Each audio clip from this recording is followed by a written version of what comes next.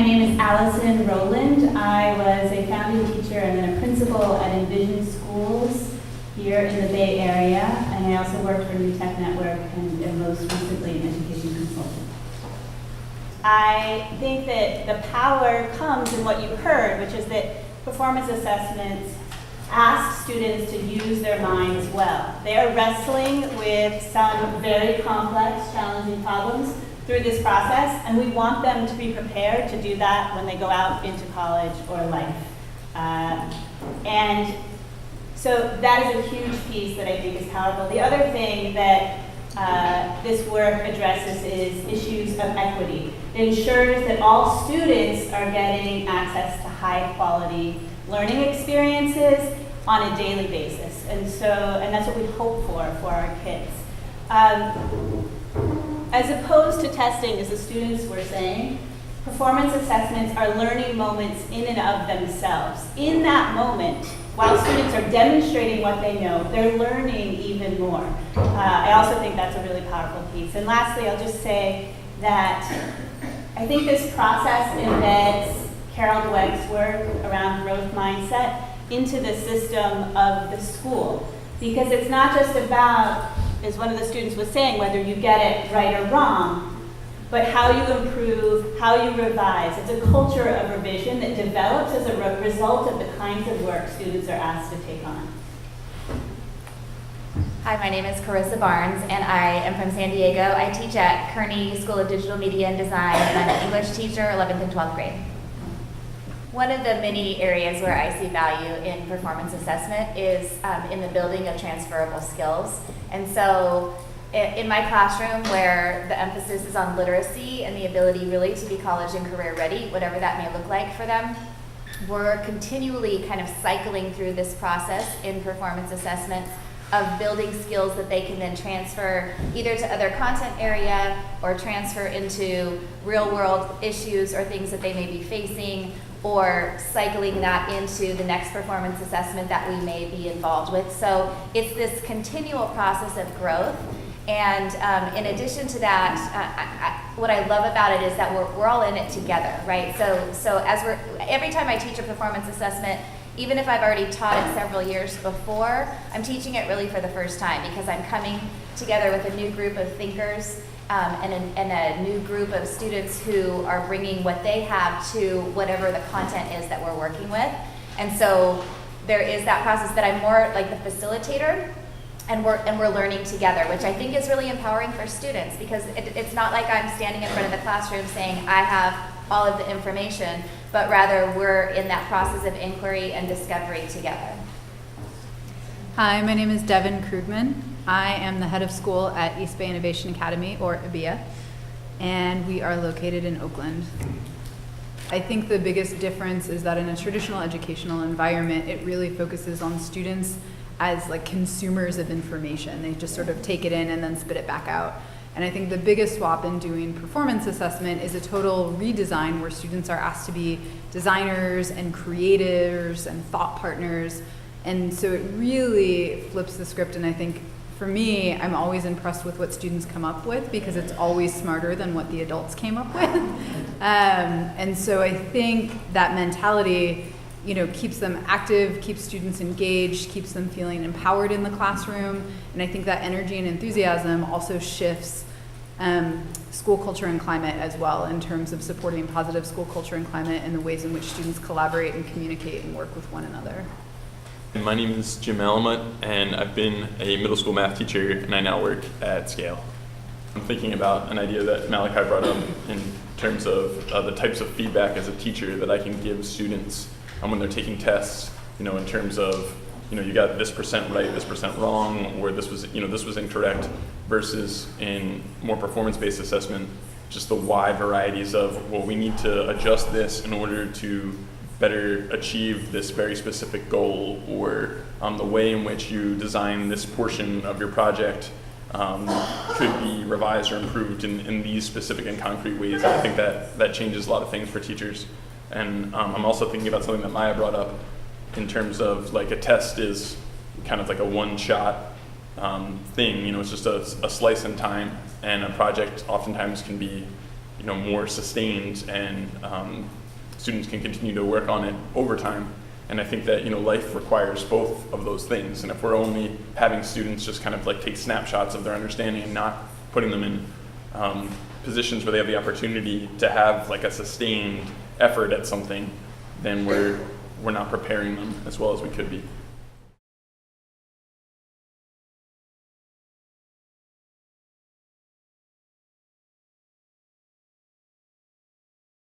Before I started using performance assessments, I'm a math teacher, so my focus was very much on making sure that students mastered all of the standards that they needed to, like comprehensive look at everything, and make sure that students had like a really coherent pathway through the math that just builds on itself and builds on itself.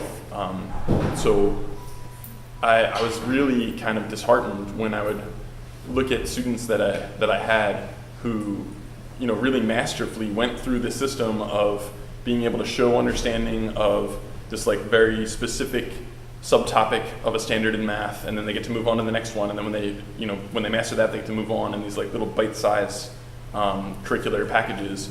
But then when I would ask them to apply it in novel ways, or think outside of what a problem looks like when presented in a certain way, they didn't have a whole lot of experience doing that. So I think a big process for me was trying to learn how to build in those opportunities for students to constantly be having to apply their knowledge in novel ways without losing the the coherence and the clarity and the comprehensiveness that's required in math.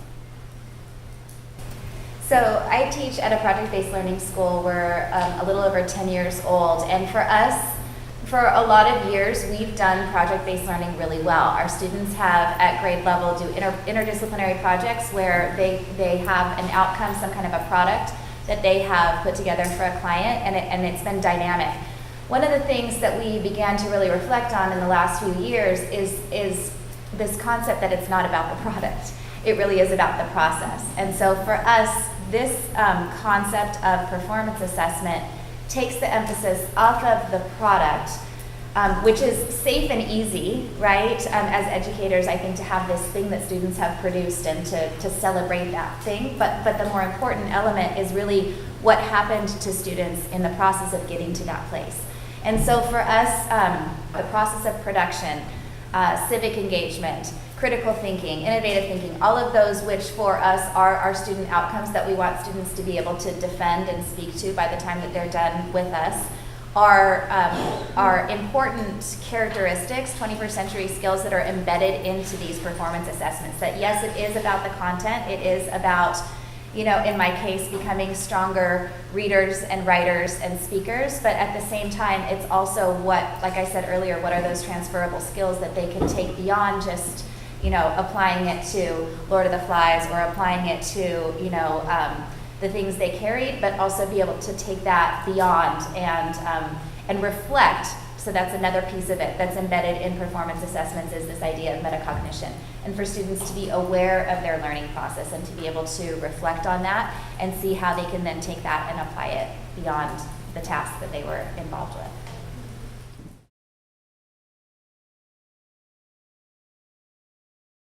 I have been through the rollout of performance-based assessment in 3 different scenarios.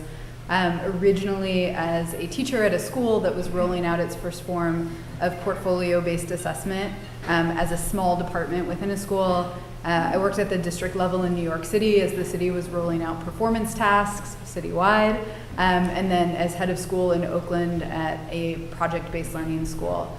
And I think in each case, the biggest shift of mindset, both for myself and for the educators that I was working with, was what does this mean for our role as educators? So often, like in hiring for the school that I'm currently at, we'll interview teachers and the first question they ask is, well, what curriculum do you use? And our answer is, well, nothing by itself, lots of things together. And so I think, in all 3 of those scenarios, the biggest shifts for the educators I worked with was this move from, speaker of scripted curriculum to designer and facilitator and creator of performance assessment. And that is a huge leap of faith for educators to take. It's in many cases a total rewriting of the job description they think they signed up for. It is a ton of work. I don't want to undersell that whatsoever. But I do think that in every single scenario, what we did was we started with a small group of really passionate, committed educators who were willing to take a leap of faith, took that leap of faith, and then were absolutely blown away by the impact that it had on the students. It totally changed the students' orientation towards school, their engagement with, the content and the skills.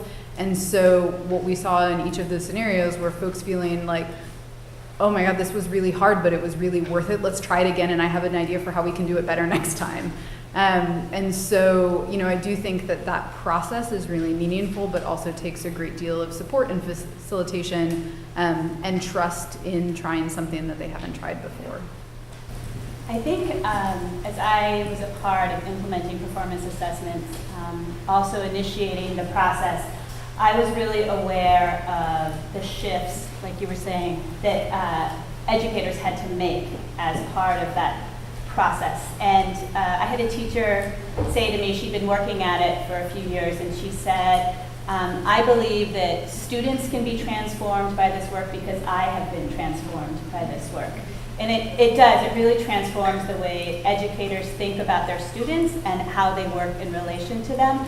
And in order to do that, you can't just, an individual teacher working at this on their own, alone, they're going to struggle. The school, what I learned a lot about was the entire school orienting around supporting teachers and students in doing this work.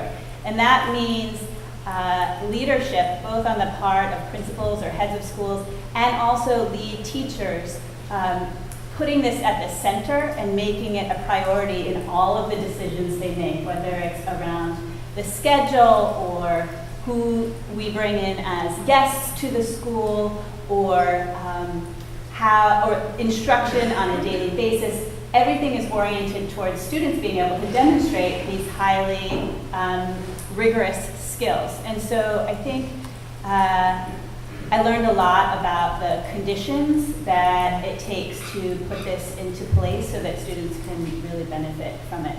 At the schools where I was working initially at Envision schools, they have a college success portfolio defense system. So students not only complete work like the students were describing, but then at critical points in their career at 10th grade and 12th grade, they actually defend their readiness, either to go on and graduate and go to college or to go on to 11th grade.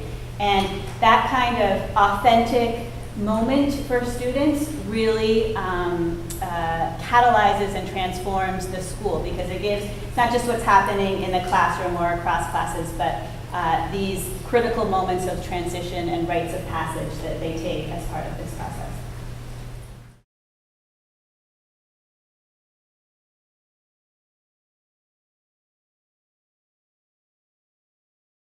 So two things come to mind when I think about challenges. One is this idea that we need to slow down in order for students to be able to work through. So it's not as much about coverage of content necessarily, but slowing down and giving students the opportunity to go deeper, to practice that process of revision, to practice that process of looking back at their work and understanding areas that they need to strengthen. I think the Common Core Standards really supports that idea of going deeper rather than thinking just about coverage. So that's one of them. The other is that in my experience, daily in the classroom, performance assessment work is messy. And so I have to be okay with things looking kind of out of control a lot of the time, even though they are perfectly under control. And so that works well with my personality, but for some people that is definitely more challenging. And so, if the principal walks into my room or someone else walks into my room, are they able to really look around and see what is intentionally happening, even if it looks messy? And really, it's in that messiness where the good learning is taking place. My students right now are in the middle of just getting to the end of a performance assessment. So right now, hopefully, that all of the work that we've done the last couple of weeks leading up to this is happening, even though I'm not there. Hopefully those structures that we've put into place are happening. with the sub who walked into it and not unknowing. So. A number of people have been speaking about how like a shift is needed amongst teachers, educators, and students. Like it takes time for students who are used to doing school in one way to kind of shift over to this. You know, people brought up, you know, needing the infrastructure when it comes to like scheduling, you know, the way that schools and districts are arranged to support this and to make sure that it's kind of an across the board commitment, so that it's not just, you know, in this one class we have to do things this way, but I can fall back on to some of these bad habits in other classes or when I feel uncomfortable or those kinds of things.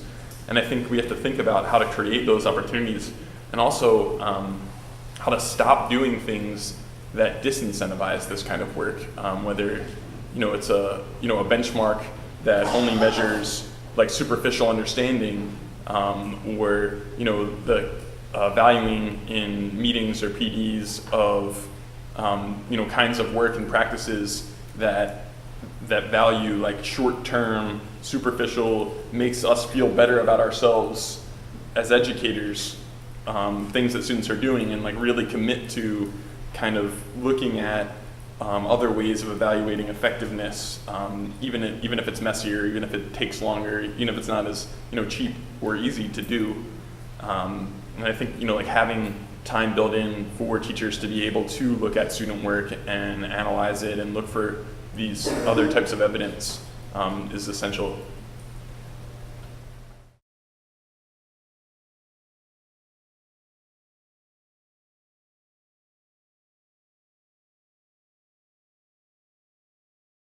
The projects the students describe engaging in, they're elegant in the ways that they ask students to take on real work. And it takes a huge amount, I'm sure as many of you know, a huge amount of planning and contemplating how do I design a task that allows students to demonstrate these skills. And so when I was first starting this work, there weren't places where you could go and look at a bank of tasks. And I think that over time at the schools where I was working, we developed a series of projects that kind of were go-to projects that would allow students to demonstrate the skills that we wanted them to show, and were engaging and powerful and transformative in really great ways. But giving teachers and teams of teachers the actual time to develop those tasks in ways that they come out and help students to succeed is I think one of the challenges, and we've started to address it, I think, as people doing this work by having tasks out there, especially for teachers who are new to this. Because many educators are not trained this way in their education programs, and I think that is another problem that we face, is that when they come into schools that do this work, there's like a whole nother learning process that they have to go through in order to get up to speed to do this kind of work. One of the pieces I'll add from a school-based perspective is even when, you know, we're a project-based learning school, we're in our third year, even when you are clear about what you're doing to the broader community and you've been doing it, you know, more than 1 year, you still have to keep talking about why you're doing what you're doing. It is really hard, as everybody mentioned, and every time, you know, students experience a difficult group project, parents are concerned, you know, you're looking at, you know, our school in California, we have SBAC as state standardized assessments, we have a lot of metrics we report to the district on, so over and over again is all these things. Every year we bring in a new 6th grade class, so over and over again we keep having to come back as a community and talk, you know, really openly and really directly about why we're doing what we're doing, why we believe, and why we have, you know, research-based evidence to prove that this will make students successful in college and career and in life. So I think that piece is a challenge, at least for myself, that was somewhat unexpected. In that you have to be really mission and really values driven and communicate that with the entire community on board over and over and bring in new voices over and over.